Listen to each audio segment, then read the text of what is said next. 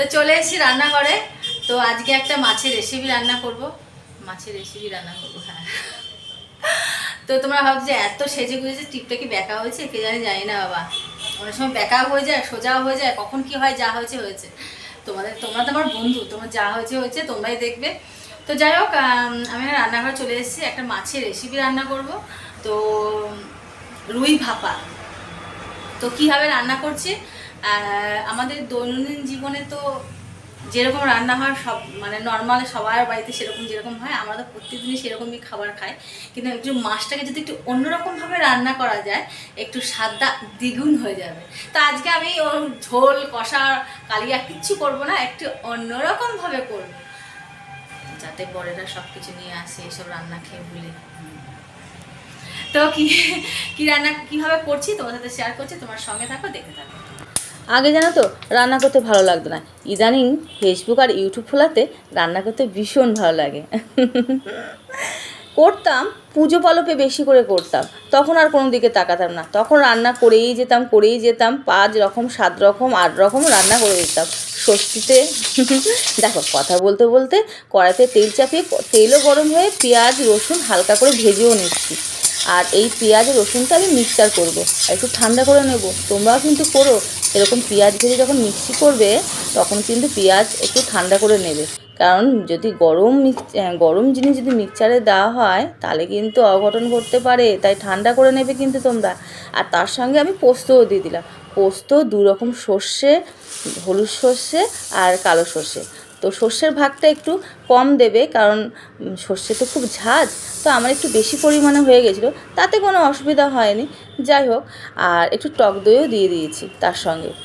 তো যাই হোক, আমি ভালো করে মিক্সচার করে এটা ভালো করে যাতে দানা না থাকে ভালো করে মিক্সচার করতে হবে।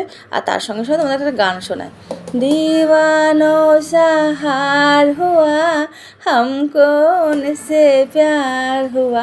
একটা সিক্রেট বলি, যদি রান্না করে তুমি বাড়ির পরিবারকে খাওয়াও, বাড়ির কর্তারা কিন্তু ইমপ্রেস হয়ে তুমি যা চাইবে তাই পাবে।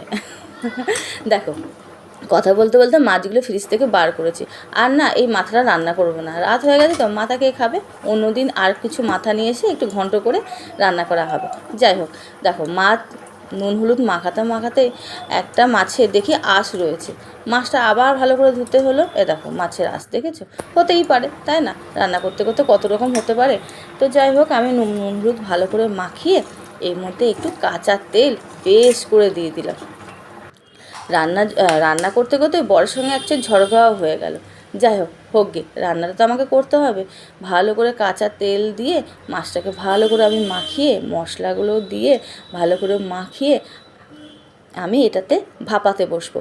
আর কাঁচা লঙ্কা চিড়ে রেখেছি, কিছু কাঁচা লঙ্কা, এর মধ্যে আমি পরিমাণ মতো নুন, পরিমাণ মতন হলুদ তো দিয়েছি, পরিমাণ মতো লঙ্কার গুঁড়ো, ওই মশলাগুলো, কাঁচা লঙ্কা, তো একটু সামান্য চিনি। যদি চিনি আর নুন রান্নার পরিমাণটা যদি নুন আর চিনি পরিমাণটা যদি ঠিকঠাক হয় না, রান্নার ব্যালেন্সটা কিন্তু ঠিকঠাক হয়। প্রত্যেক রান্নাতে তোমরা একটু চিনি দেবে, তো তার স্বাদটা দ্বিগুণ হয়ে যাবে। তো যাই হোক, আমার তো এরকম রান্না খেতে খুব মন চাইছিলো, তা আমি আজকে করলাম।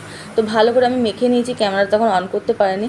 ভালো করে মেখে একটু উপর দিয়ে কাঁচা তেল দিয়ে, কাঁচা লঙ্কা দিয়ে বেশ করে প্রত্যেকটা মশলা ঠিকঠাক করে আমি দিয়ে, এবার আমি কড়াইতে আমি জল বসাবো। একটু সামান্য চিনি তো দিলাম, তোমাদের তো বললাম, সেটাই দেখালাম। তো যাই হোক, এই কড়াইতে আমি এখন জল বসালাম। জল বসিয়ে আমি মাছটাকে এবার দেবো। কীভাবে দেবো তোমরা দেখতে থাকো।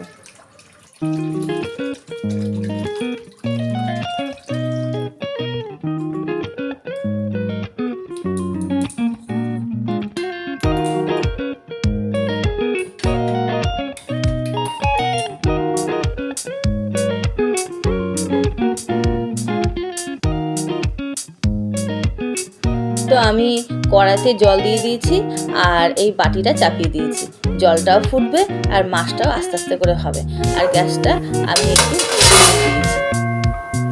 তো যাই হোক, আর ঢাকাও দিয়ে দিয়েছি, ভাপে মাছটা এবার নরম হয়ে যাবে।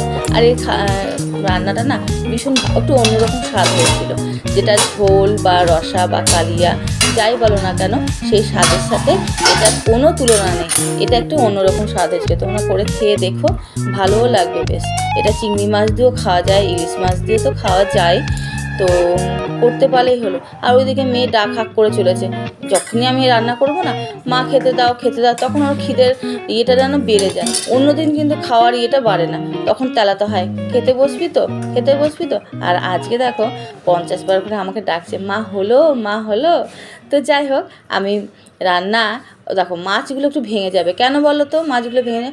মাছটা তো ভাজা নয়, মাছটা তো সেদ্ধ মাছ, তো তার মাছটা তো একটু ভাঙবেই, তাই না? আর হাতের আমার একটু ঠেকা লেগেই মাছের ঝোলটা তালার মধ্যে পড়ে গেল। যাই হোক, হতেই পারে রান্না করতে করতে। তো আমি এদেরকে দিয়ে আসি। আর কেমন হলো রান্নাটা কিন্তু বলবে তোমরা অবশ্যই। আর কে কোথা থেকে দেখছো সেটা তো বলবে, অন্তপক্ষে ধন্যবাদ তো জানাই। ভালো থেকো সবাই।